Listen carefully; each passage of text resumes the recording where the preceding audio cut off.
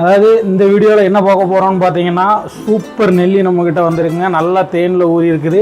இது வந்து பார்த்தீங்கன்னா இளம் நெல்லி இலசாக இருக்கும் பார்த்துடுங்க. இதோட கலர் வந்து அதனால தான் இளமாக இருக்குது. இது வந்து ஊற ஊற இன்னும் ஊற ஊற வந்து டார்க் கலராக மாறும், அதாவது கருப்பு கலரில் மாறும் பார்த்துடுங்க.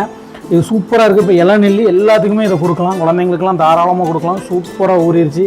இங்கே பாருங்கள், உள்ள வரைக்கும் நல்ல தேன் உள்ள போயிருக்கு. இது வந்து நம்ம கொடுக்குறது வந்து பார்த்திங்கன்னா 1 கிலோ வந்து 350 ரூபாய்க்கு கொடுக்குறோம். சூப்பராக ஊறி இருக்குது. எல்லாருமே சாப்பிட்லாம், எல்லா வயதினரும் சாப்பிட்லாம்.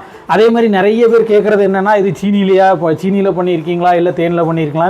இது 100% வந்து தேன் மட்டும்தான். அதே மாதிரி இதில் வந்து பார்த்திங்க அப்படின்னா இதில் வந்து உங்களுக்கு அந்த புளிப்புத்தன்மை வந்து இருக்கும். புளிப்புத்தன்மை வந்து லைட்டாக இருக்கும். ஒரு அந்த தேனோட ஸ்மெல்லு இது எல்லாமே இருக்கும். இந்த மாதிரி பாட்டிலில் வரும் 1 கிலோவா. அதே மாதிரி நிறைய பேர் கேட்குறீங்க இதை எப்படி ஸ்டோர் பண்ணணும் அப்படின்னு சொல்லி. இதை வந்து ஜஸ்ட்டு நீங்கள் நார்மல் ரூம் டெம்பரேச்சரில் வச்சாலே போதும். இதை வந்து ஃப்ரிட்ஜில் வைக்கணுமா அப்படின்லாம் கேட்குறீங்க. ஃப்ரிட்ஜிலலாம் வைக்க வேண்டாம். அதே மாதிரி ஈரமும் காற்றும் படாமல் இருந்துச்சு அப்படின்னா 3 மாதம் வரைக்கும் உங்களுக்கு ஒன்றுமே ஆகாது.